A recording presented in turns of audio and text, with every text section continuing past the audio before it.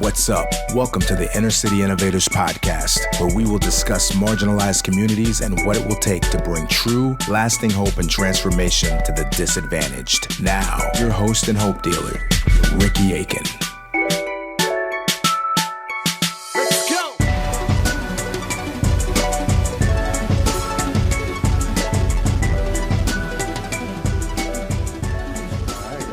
What's up, y'all? The Hope Dealers here, and we're just wanting to check in with all our supporters, friends, and everyone who helps this organization to inspire and empower our youth to embody the change needed in their community. And I'm here today with two of my sidekicks, my A-Spoon Coons, Program Director Norman Austin, and Hope Dealer, Life Coach, and Mentor, David Ray. What's up, y'all? What up, what up, what up? What's going on, Ricky? Peace and blessings. Nice. So I want to open this up the same way we open up our team meetings, and that's with True North. So who wants to start in sharing their highlights, challenges, and state of being right now? I'll take off. So my True North, my highlights, challenges, and state of being. I would start with my state of being. My state of being is I'm a mess, to say the least. I'm a mess. Just collecting a lot of things that's been going on in the community, organizational-wise, personally within family members, as well as just members of the community. It's just been a lot going on over this past couple of weeks, and it's got me in a mess, to be honest. But I'm still pushing through, practicing CBT, and just leaning on the support of you all, leaning on the support of all my constituents who helped me out and inspired me. That's been keeping me going. But to say the least, it's a mess. The highlight is that I was able to get away for a few days. I was able to take a vacation, nice. Spend time with some loved ones, spend time with some family members, and get a grasp on better understanding those individuals in a neutral environment. And that was a challenge, to say the least, which leads into my challenge or my opportunity for growth. I would say my opportunity for growth and my challenge would be accepting people for where they are, not for where I want them to be, and being able to ration out that and be able to continue to move forward with who I know them to be. So I'm complete with that. My state of being, I feel like I am moving through a cycle, constantly revisiting being okay, being hopeful, being disgusted, being broken, being completed, being picked up. So I'm trying to become the wave, so to speak, instead of riding the wave. I'm just trying to be at peace with it. But I know that it's normal to process in a circle, in a cycle. So I'm kind of there. My challenge, opportunity for growth, very much like similar to what you're saying, like accepting people where they are, accepting our young people where they are, accepting our loved ones where they are, not making it personal, not taking it home, not being attached to it, not being attached to the emotions, reminding myself to do the CBT. But my highlight is, one, the way I've leaned into my CBT. And I'm just celebrating all the little wins. That's right. All the wins. So one of the wins is today, one of our mentees had the maturity to two of our mentees had the maturity to reach out for help, to avoid a violent situation. And then one of them also was able to identify, they weren't ready for a certain type of education. They knew that they're like, I need a teacher to do this for me and be here with me in this. And they had the opportunity to be free of going to school, so to speak. But they were like, no, I might hang out. I'm gonna sleep in. I'm not ready for that. Right. And to me, that's monumental. So I was like, bro, I'm so proud of you and even the people at the school were saying, yo, that's great. He thought that was a bad thing. I said, no, that's great. Because I said, how many adults do we know that struggle with remote work, that struggle with the freedom of not having a boss right behind them? A lot of adults struggle with that. So if you're a young man and you know that and you're in school, good for you. So that felt like a win for him being able to communicate that, you know? So there's 2 violence interruptions and then just this like presence and awareness, I guess. Yeah. And that to me is a win. So those are my highlights. And I think just moving forward, especially in a time of what it feels like almost crisis and everything that we've been going through the past couple of days, because it's not just with our mentees, it's all of them. They're all going through something. They're all feeling it too. Mm-hmm. We have to celebrate every little win and make them feel really encouraged because they just started school. Yeah. And it is their win. So yeah, that's my true north. That's real. I would say my state of being, I haven't been myself. I feel like I'm slowly getting back to it, but it's been tough, man. And we'll share that a little later. But whenever you lose someone in our program, someone that's close, you never know how you're going to deal with the grief. So I've kind of been in this place where I haven't wanted to communicate with people outside of my circle. Mm-hmm. And so it's just been, I wouldn't say depressive, but definitely lower energy than I usually try to output. And I would say my challenge is trusting the process. Mm-hmm. You know, trusting the process, understanding that I'm going to feel what I'm going to feel, and not to shrink back from my feelings, not to run from it, but to kind of embrace it. Right. You know, the obstacle is the way. You know, so instead of running from what I feel, leaning into it and getting to the bottom of it. And I would say my highlight is the team, man. The team, y'all, Mavis, Shakoya, Chelsea, Emily. It's the team and all the donors and people who really help us to do the work that we do. So for many of y'all listening today, what brings us here today is that we lost a young man in our program last Wednesday night, Thursday morning. And we had this session. You know, we do our Hope Dealer mentoring sessions on Wednesday nights, and the topic was etiquette because we had took the young men to the Rapids, and we realized sometimes when we bring our youth into public places, they don't always know how to carry themselves, right? Mm-hmm. And we try to always tell them, as Hope Dealers, you represent more than yourselves. You know, you represent a brand, you represent a movement, you represent your clique that's going to help you stay out of trouble and pursue the best outcomes for yourself. And I remember that during this lesson, there were a few things that we were doing. And one, we were having the young people sit with how they wanted to be known and remembered in this world. I had them spend some time contemplating that question, and then everyone went around and answered that question. And the energy in the room that night was just so positive. No, literally one of the mentees named it that their highlight was the vibe in the room. Remember, they were like, there's such a positive vibe. We went around the whole room, and everyone, even with their challenges, still had something positive because how we look at things and the way we reframe. So that was real. It was. It was a different vibe. And then on top of that, we had everybody kind of share that. And the young man, Tayshawn Harris, when he got to him, he said his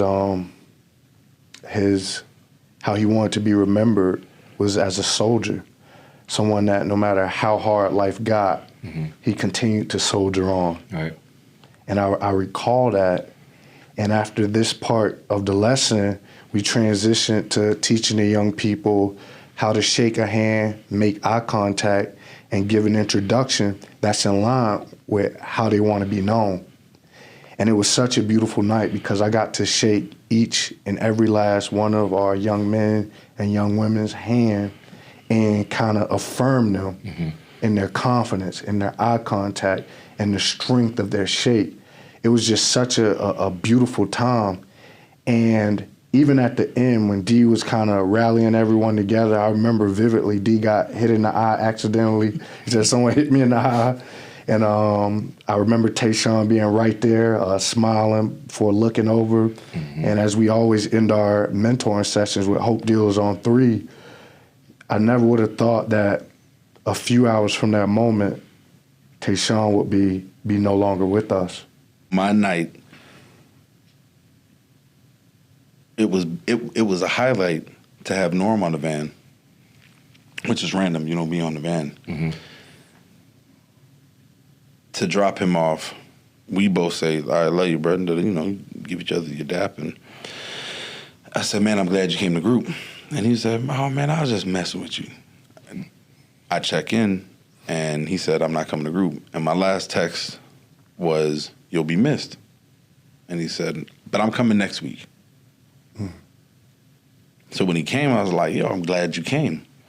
He's one of my, we like we've always said, you're never supposed to have favorites, but you do have ones that you just, you gravitate to, your soul takes to. Mm-hmm. And I'm always glad for his energy, with or without his baby sister. Yeah. And we dropped him off. Yeah. Waited till he got into the house. And you never think, all right, I'm not going to see, especially someone like him who's not a gun risk, in my opinion. Right. He was genuinely a good kid. One of the boys told me when I was checking in, making sure they're okay, he was like, bro, we wanted to get him like a gaming system because nobody could play games with him. Mm. Like he was so good at the game that people were like, yo, you should start a Twitch channel and start doing professional. Some of the older mentees have said that they would wish to be able to do that for him. He was an athlete, dude, loved to play ball, all that type of stuff. So we ain't think nothing of it. Yeah, I wanted to piggyback off of the last night. Just a great positive, Such a positive group. Great spirit within the room. I don't think our room has ever been that big. Right. It was just a great aura within the whole room, and I'm just glad that we had a chance to end on a great note. Mm-hmm. Although we always deal with certain issues that when they get together, they kind of piss us off. They do certain things that we tell them over and over to do, but I just know Tayshawn just had a great spirit about himself. He's always had a smile on his face. He always was positive, always speaking life into other individuals. And I kind of wanted to make him my mentee at one point. Mm-hmm. My fondest memory of Tayshawn is one day he called me out of the blue because he wanted to just hang out. But I treated it as a mentoring session, and I called him an Uber over to my apartment. We went to my community gym, and we played basketball. We played basketball for like 2 hours, and there were some guys. We had to wait because there were some guys playing 3-on-3. And I was like, hey guys, when y'all take a break, I want to bust them real fast, just school them real fast. And I remember me and Tayshawn playing basketball. I gave him ball first. He missed. I got the ball. I never do this, bro. Like, I shot the ball 3 times, and I hit all 3 of my threes. But I was so exhausted that Tayshawn hit the next 7 points straight. So we ended the game because I was exhausted. I kind of like forfeited, but he was like, let's keep going. I'm like, bro, I'm tired. I'm dead tired. And I was just trying to school him on, man, you can't beat me, bro. Y'all always smoking. Y'all always doing this. Mm-hmm. Just trying to give him a positive light, but in a real time to let him know like his actions sometimes can affect his outcome. But in reality, it affected me. I was out of shape. Right. So Tayshawn ended up playing with the rest of the guys, and that was just one last memory of that I have of him, and I want to hold on to that memory forever. Yeah. And then when people hear us talk about just how positive the vibe at group has been, how big it's grown, like we take for granted, because we know in the beginning that when you bring young people of this demographic into one room, you're always going to have someone that doesn't like someone else, or someone beefing with someone else, or somebody's this did something to that person's that. Mm-hmm. And it always creates this kind of tension where we've had to tell certain young men, hey, you can't come to group. Mm-hmm. But this group has somehow, because there are different young men from different groups and factions, 3 from here, 4 from over there. Mm-hmm.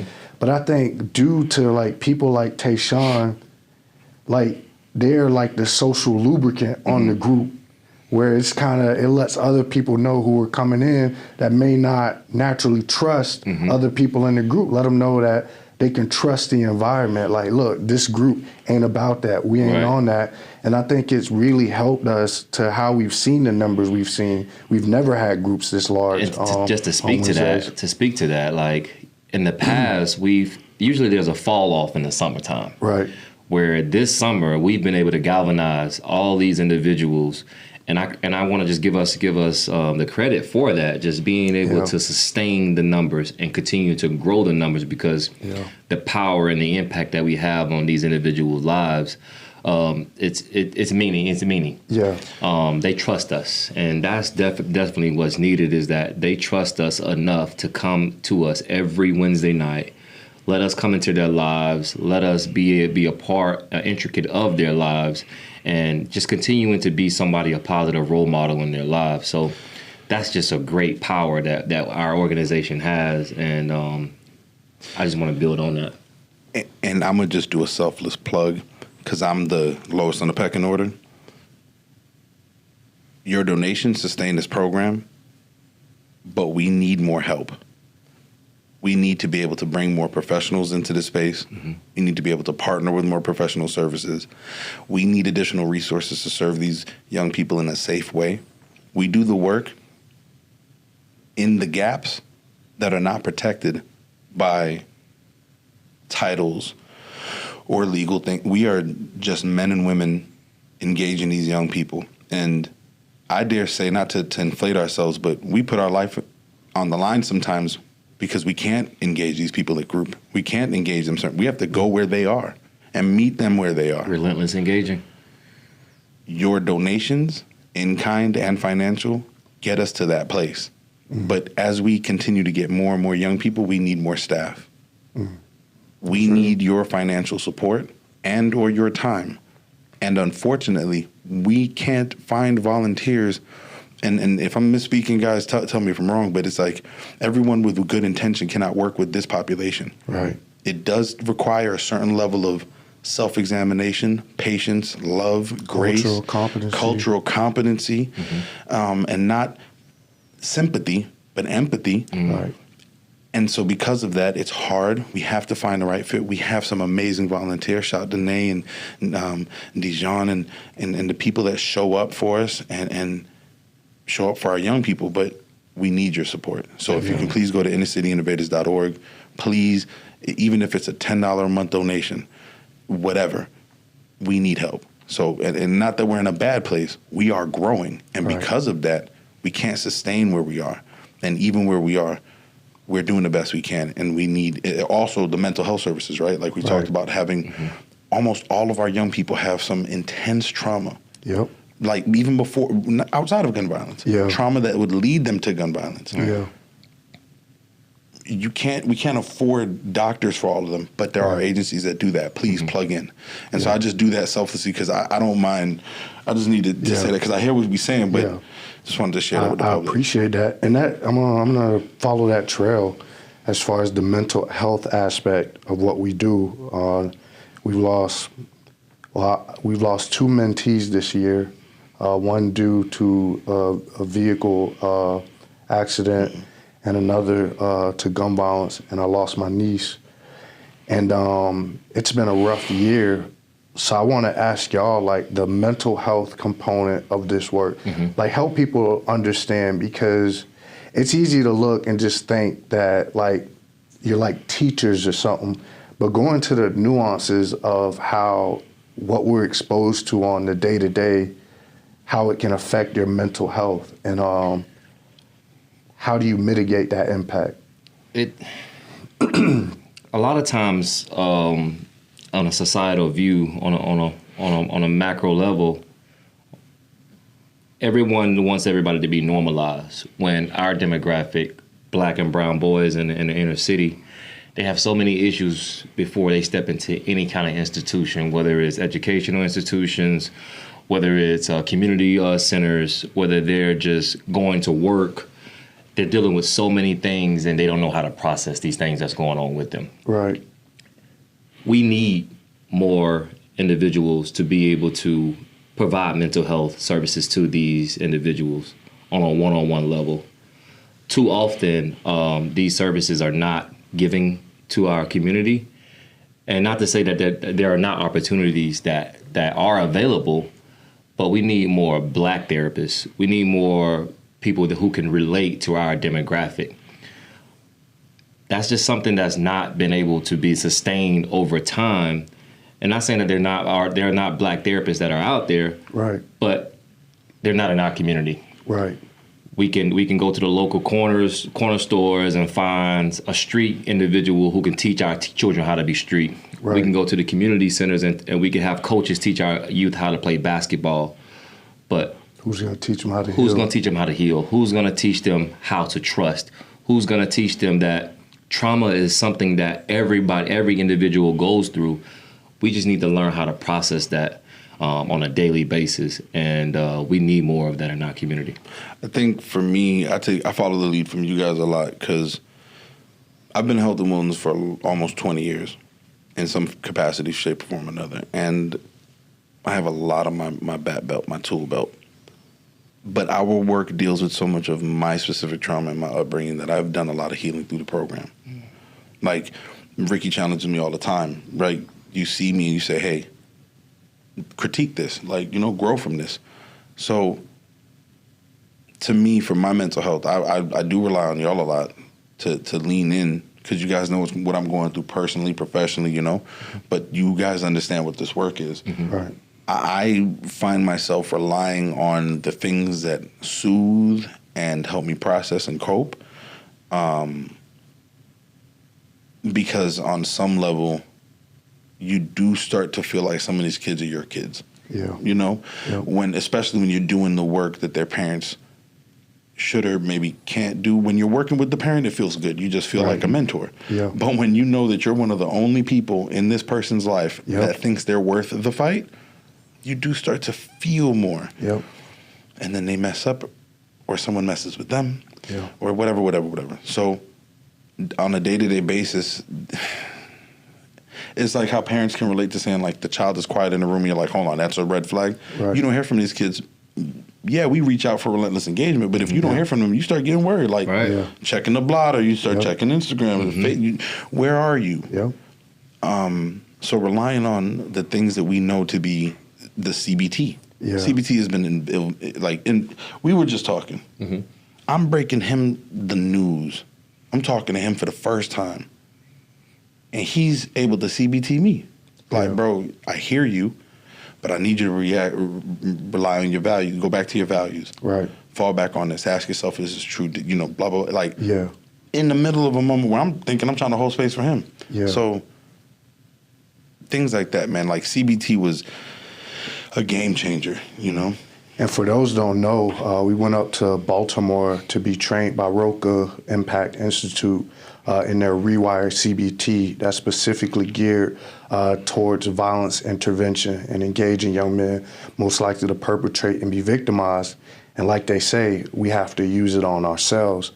And I know for me, man, a lot of times when we're going through loss the way we do, and these 3 were just this year, if I had to count since we've been an organization. And the one thing I do recognize is that it's become a lot easier to process it having a team like you all because I know that I don't have to carry it on my own. I know that I don't have to have all the answers, right? And we've been able to kind of share the suffering and whatever we go through, and that's been the most powerful thing of all. And thanks to our donors and supporters, like, we have health insurance now. And a huge part of our health insurance is that each of us can go see a therapist. Even the way we start our team meetings. Like, we start our team meetings the same way we do our Wednesday night group mentoring sessions with a check-in. Before we get to business, how are you doing? What's going well, what's not going so well? How are you feeling in this moment? Everything that we do as an organization takes our mental health and stability into consideration. So as we journey through this loss, we do it from a profound sense of strength and awareness. I want to add to that, Ricky, speaking light into us being able to process this trauma, because like you said, this is not our first time dealing with the loss of a mentee or someone that's close to us. We've gone through this many times before, so being able to process a loss, a mentee that was someone that was close to us, has gotten a little bit better to deal with, but everybody processes death differently. I remember when I got the news broken to me, I was in the middle of actually boarding a cruise line and just trying to be present. Going back to the CBT, just trying to be present with where I'm at and what's also going on. A part of me felt guilty for being not being able to be there, but a part of me also felt that I needed to be where I was at. Right. Just being able to practice CBT and being able to lean on the team that we currently have. And thanks to the donors that we have, thanks to the staff who's currently always writing grants to be able to provide this employment and for us to be able to be on the scene after clocking out is something that we're greatly appreciated for. I express so much gratitude for being able to lean on the individuals, because I would have felt guilty had we had a smaller staff and I wasn't able to be there. Exactly. I knew we had such a strong team, which we call ourselves the Avengers, to being able to, if someone can't do it, then somebody else will pick up the slack. Exactly. And there's so many times that we've had situations happen and we have such a strong team to pick up the slack where somebody else lacks. It's just been monumental for us. So I just want to shed light on that as well. That's awesome. Yeah. And D, I wanted to ask, like, how has it been for you dealing with this loss? What's it been like for you? Because I think you broke the news to me. First thing, I want to say that the CBT we've been practicing, I've heard of CBT. I tried CBT in my personal life. It never landed. So I just want to say the CBT that we practice and the way we learned it and the way that we implement it, it is a theory that relates to the people. And it is a game changer, really. I'm distraught because Tayshawn's gone, and then there's so many things occurring. You know, I won't go into details, but to just say that there's an incident on the second day of school where an entire bus of kids were threatened with a weapon. Yeah. And to have two mentees be mindful enough to say, I don't feel like going I don't feel safe, bro. Mm-hmm. What do I do? Yeah. To reach out and say, something's got to happen. Mm-hmm. I got to get to school, but I also don't feel safe. You know, some of them everybody processes things differently, but for some of the kids to go back to listening to certain music and stuff, other mentees, we talked about having to give them grace for being there. It's been rough because the work hasn't stopped, and in some ways it's ramped up. First day of school came, and the violence is there. Their lives are still happening, mm-hmm. and to hold space. I mean, shout to Nate for doing all the back to school cuts. Mavis having the mindset to say, like, this is going on, but we still got to get these boys ready for school, because some of these boys, that it affects them that their friend is gone, but they had nothing to do with this. Right. They still got to get their haircuts for school. Mm-hmm. The strength that takes. We rallied it to each other. Yeah. You know? Mm-hmm. And that's what's been getting me through it. Having the mentees reach out to me, reaching out to them. Some of them need my support. I end up needing their support unknowingly. I won't say that. He's one of the older mentees. He called me, and I called to check on him, but he called me and processed me. Mm-hmm. And okay. I said, brother, this is what it's all about. Because you're a senior mentee, and you're spreading the love back. So it's been rough for me because I'm still trying to hold space for them, mm-hmm. but I'm also, because I go through that sadness, but I'm also really elated also to see how we rallied together. Like I told you, bro, it hit me hard the other day at group when you said, like, it was just like the night we lost Kelvy. It was a great group. Yeah. And then you went and I'm like, this is what we talk about in our community, where we have moments of such happiness and then some tragedy occurs. Always something around the corner. And it teaches the boys, like, I'm never going to really be happy because something bad finna happen. So the other foot going to drop. Yep. And I said, man, look at how you hold space. And I was like, bro, I didn't even realize, like, that's another thing. And I'm worried about you. I'm worried about you. Y'all worried about me. We all. So that's beautiful. You know, the way that we, you know, so. It's the strength. Like, what like hurt me the most is the fact that we spent the entire summer talking about SAFE, our anti-violence workshop, where we teach our kids to be smart about who you surround yourself with, alert to your surroundings at all times, fearless about getting yourself out of any situation that could cost you your life, and being engaged in the fight to end gun violence. And to see the way Tayshawn died is where, like, you knew if he had connected that dot and applied the principles from that, he'd still be here. Definitely, he'd still be here. That's why we do as much as we can for the youth, right? And we teach them safe. We teach them how to be around the right individuals, to be aware about things that's going on, and being fearless about getting themselves out of those situations. But that's not enough. And I don't feel guilty for that. I just know we need to do more on a larger scheme. Sometimes there's parenting that's they can only do so much. Yeah. Single mothers are raising kids. Sometimes these single mothers are like kids, raising kids. Yeah. They need therapy. They need the mental health, the mental capacity to know when things are off. Or even have the support to have night supervision. Right. Because too often in the Black community, there's only one parent doing all the work, whether it's a male or, in the majority of the time, it's a female raising boys. And we need more help within the communities. We need more father figures.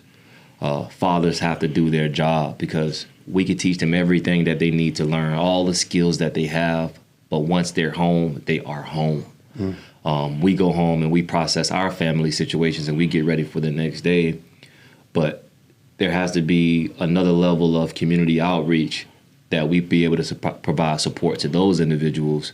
And they need to be able to ask for that support as well, because we're willing to teach them CBT. We're willing to give the parents the support that they need, and give them the resources that they need as well, because it takes a village. It really does take a village. I know that can get misconstrued and just go in one ear and out the other, but it really does take a village to raise one child. It does, but I'm also going to put the onus on us as a culture. Like, we got to do better. We got to do better. Like, this obsession with killing each other, even if it is trauma that is lashing out, even if it is not our fault that we feel this way, we got to do better. Yeah. Because every generation builds on. Like, I was worse than mine. They're worse than. At what point do we just say the powder keg is going to explode? No other culture is so obsessed with tearing each other down, right, and putting each other in these positions. And you cannot think these children are going to go and do as you say and not as you do. Right. You didn't. I didn't. They're not going to. Yeah. We have to make a change. The same way everyone on our team made a commitment to changing our lives, to bettering our community, and being the change we want to see that everybody always talks about.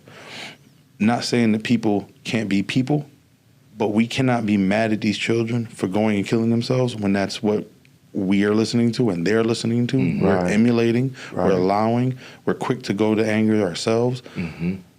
We have to make a change. Each of us have to make a change. And if we don't start doing that change, we're not going to have anything left. And you're right. And I'm telling you, the same ingenuity it takes to get out on a corner with your homeboy to sell dope, that's an or enterprise. To start a clicker gang. Right.